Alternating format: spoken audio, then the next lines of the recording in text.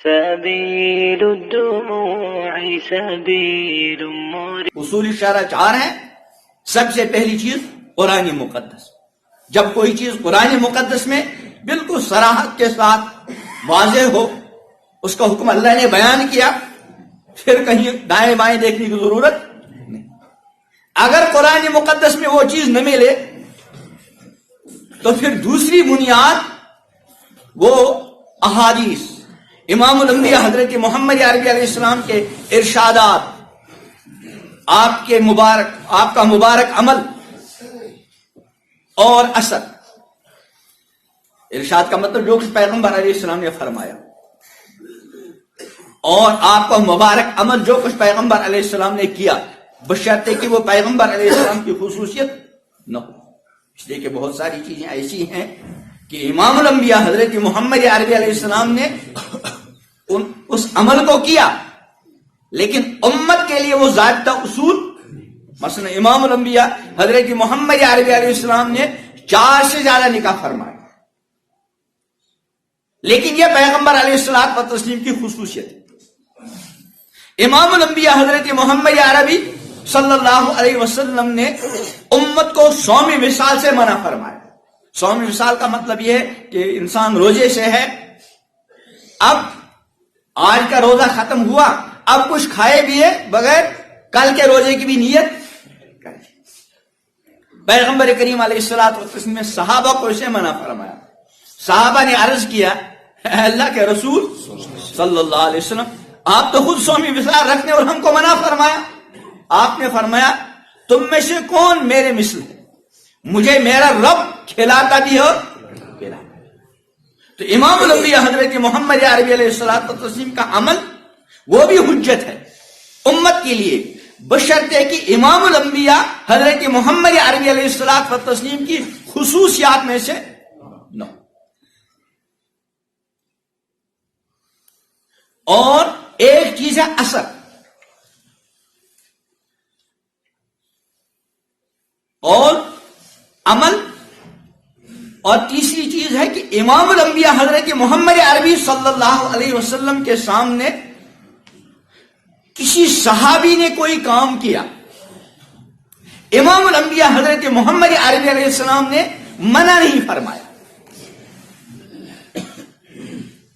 یہ اس بات کی دلیل ہے کہ کم سے کم یہ کام کرنا جائز، یہ کم سے کم اس کے جائز ہونے کی علامت ہے، دلیل. اس لیے کہ اگر یہ منع ہوتا تو امام الانبیاء حضرت محمد عربی علیہ الصلوۃ والتسلیم خاموش نہ ہوتے. آپ کا اس چیز کو دیکھ کر خاموشی اختیار کرنا یہ اس بات کی علامت ہے کہ یہ کام کم از کم کیا ہے، جائز. اور تیسری چیز ہے اجماع، کہ کسی زمانے کے جمہور علماء کسی معاملے میں متفق ہو جائیں. اس میں سب سے بڑا اجماع ہے حضرات صحابہ کرام رضوان اللہ علیہم اجمعین کا. اگر صحابہ کسی معاملے میں متفق ہو گئے، اب یہ بالکل شرعاً حجت ہے. مثلا امام الانبیاء حضرت محمد عربی صلی اللہ علیہ وسلم کے زمانے میں جمعے کو 1 اذان ہوا کرتی ہے. حضرت صدیق اکبر رضی اللہ عنہ کا زمانہ آیا 1 اذان، حضرت عمر رضی اللہ تعالیٰ عنہ کا زمانہ آیا 1 اذان، حضرت عثمان غنی رضی اللہ تعالیٰ عنہ کا زمانہ آیا تو 2 اذانوں کا سلسلہ شروع ہو گیا، اور ہزاروں صحابہ موجود. کسی صحابی نے بھی اس میں نقیر نہیں. اس کا مطلب کیا ہے کہ صحابہ کا اجماع. تو اجماع تیسری چیز. اور جو چیز ہے اجتہاد اور قیاس.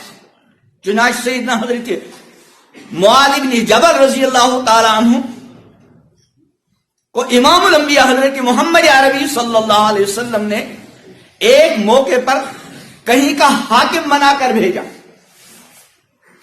اور یہ ارشاد فرمایا، معاذ یہ بتاؤ اگر تمہارے سامنے کوئی معاملہ آ گیا تو کیسے فیصلہ کرو گے؟ عرض کیا، یا رسول اللہ، اللہ کی کتاب کو دیکھو، قرآن جو کچھ کہے گا اس کے مطابق. صحابی نے عرض کیا, امام الانبیاء حضرت محمد عربی صلی اللہ علیہ وسلم نے فرمایا فَإِن لَمْ تَجِدْ, کہ بھئی اگر تم نے قرآن میں نہیں پایا تو اس کا مطلب کیا ہے کہ بہت ساری چیزیں ایسی ہیں جو قرآن میں نظر نہیں آتی. قرآن میں بنیادی چیزیں, اصول کو بیان کیا گیا. تو صحابی نے عرض کیا پھر آپ کی سنت کے اندر میں اس چیز کو تلاش. امام الانبیاء حضرت محمد عربی علیہ الصلوۃ والسلام فرمایا فَإِن لَمْ تَجِدْ, اگر اس میں بھی نہ ملا. صحابی نے یہ نہیں کہا کہ اللہ کا رسول آپ کیسے کہتے ہیں, قرآن اور حدیث میں تو ہر چیز ملے گی, یہ نہیں فرمایا, بلکہ کیا عرض کیا اجتہد برائے, میں اپنی رائے سے اجتہاد کروں. اور امام الانبیاء حضرت محمد عربی علیہ السلام نے بھی نکیر نہیں فرمائی کہ میں تو تمہارا امتحان کر رہا تھا, تم کیسے, جب میں نے یہ پوچھا تھا کہ فَإِن لَمْ تَجِدْ, اگر حدیث میں میری سنت میں نہیں پایا تو کیا کرو گے, تم کو یہ کہنا چاہیے تھا کہ وہ کون سی چیز ہے جو آپ کی سنت میں ہم کو نہیں ملی. نہ تو صحابی نے یہ کہا اور نہ امام الانبیاء حضرت محمد عربی علیہ السلام نے ٹوکا, بلکہ فرمایا فَإِن لَمْ تَجِدْ. تو صحابی نے کیا عرض کیا اجتہد برائے, میں اپنی رائے سے اجتہاد کروں گا. امام الانبیاء حضرت محمد عربی علیہ السلام نے کیا ارشاد فرمایا الحمدللہ الذی وفق رسول اللہ لما یحب و یرضى کما قال. سب تعریفیں اس ذات کے لیے جس نے اپنے رسول کے قاصد کو, رسول اللہ, پہلے رسول سے مراد وہ صحابی یعنی قاصد, اور دوسرے رسول سے مراد اصطلاحی رسول, کہ سب تعریفیں اس ذات کے لیے جس نے اپنے پیغمبر کے قاصد کو اس چیز کی توفیق عطا فرمائی جو اللہ تعالیٰ کو کیا ہے پسند ہے. تو ترتیب کیا, سب سے پہلے قرآن. جب کوئی چیز قرآن میں مل جائے تو پھر کہیں دائیں بائیں جانے کی ضرورت نہیں. اور جب قرآن میں نہ ملے, امام الانبیاء حضرت محمد عربی صلی اللہ علیہ وسلم کی سنت میں ملے. سنت دو چیز, ایک ہے حدیث اور ایک کیا ہے سنت. فرق اس میں ہے کہ جو چیز حدیث میں ہو ضروری نہیں کہ وہ سنت ہو. مثلا امام الانبیاء حضرت محمد عربی صلی اللہ علیہ وسلم سے ایک موقع پر کھڑے کھڑے پیشاب فرمانا ثابت ہے, اور یہ بخاری شریف کی حدیث ہے.